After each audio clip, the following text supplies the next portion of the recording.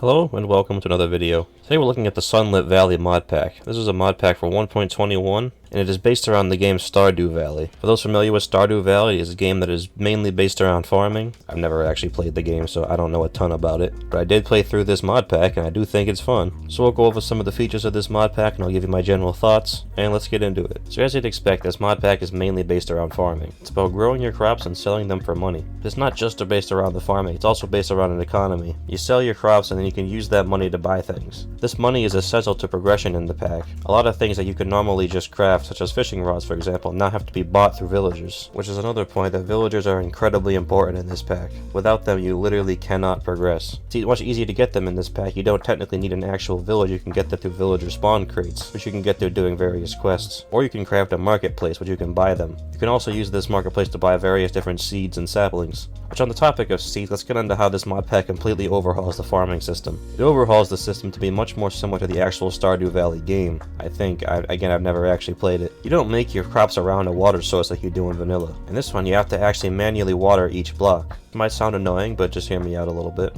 It can be annoying at first, but there are ways you can get around this, such as sprinklers. You can make little sprinklers that you can put around your crops and they will water your crops in a certain area. You can upgrade these sprinklers with different tiers to make it water more crops, starting with a 3x3, then 5x5, 7x7, etc. You can also buy various different types of fertilizers from a farmer villager. These can be used to speed up the growth of your crops, hydrate your crops, and do other things too.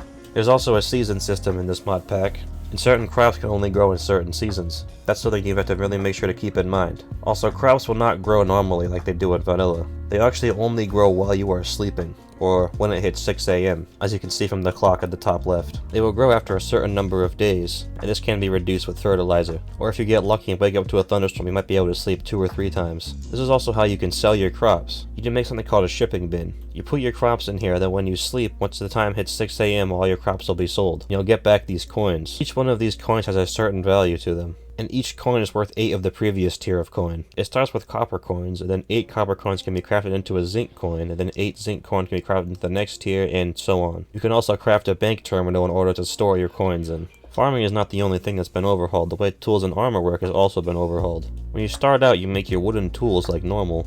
However, you'll notice you can't actually just upgrade straight to stone, because you actually have to use a smithing table to upgrade your wooden tools to stone tools. The smithing table has had its recipe changed, by the way. You don't need iron anymore. You also just get one directly from the quest book when you make a wooden pickaxe. You upgrade it with a brass coin and a cobblestone, and that's how you make all of your stone tools. And to upgrade to iron later, you actually need to make a blacksmith villager, which then he could sell you iron, gold, and diamond smithing upgrades, which you then combine with the material in order to make. Oh yeah, and gold stuff has been buffed in this one. It is now actually in between iron and diamond. You do have to upgrade your stuff to gold, but don't worry, it is better than iron.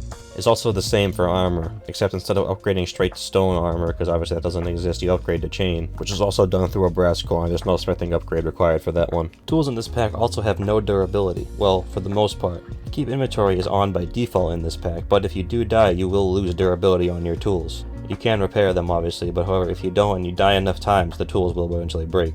But really, as long as you don't die, your tools will never lose durability. However, even with the keep inventory, you do lose XP though. This little XP orb thing seems to spawn here, but I don't really know what you're supposed to do with it. I tried hitting it and walking over it, right-clicking it, and nothing happened. So I don't know if that's a bug or if that's supposed to do that, I have no idea. Also, netherite has been replaced with iridium. The pack actually got updated while I was making this video. Netherite was in there, and they even had a netherite coin, but now it's been replaced with iridium. Not really sure why, but it does seem like iridium stuff is better than netherite. Fishing has also been overhauled in this pack. When you catch the fish, you have to actually play this little mini game here, which is a really annoying mini game to do. It took me like 5 minutes to figure it out, and a while to actually complete, just to get 1 fish out of it.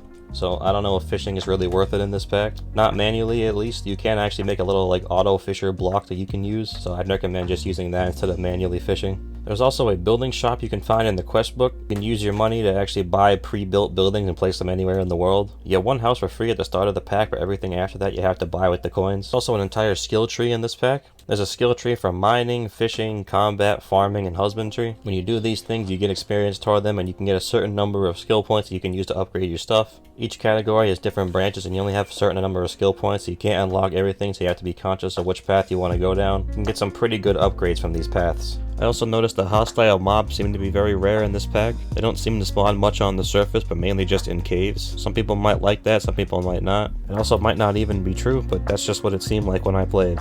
I guess it's possible I could have just not encountered many mobs, but it definitely seemed different from vanilla. I also definitely recommend following the quest line in this. There's a very good quest line in this. There's a lot of different stuff you can get. They have a main quest line and also just some general tutorials. Also definitely follow the bundles section. Each one has a set of quests about a certain topic, and you can get a certain reward that will help you progress, and a trophy. So I think that's going to do it for this video. If you like this video, leave a like down below. Subscribe if you're new here. As always, download link will be down in the description, and I'll see you guys when I upload next. Goodbye.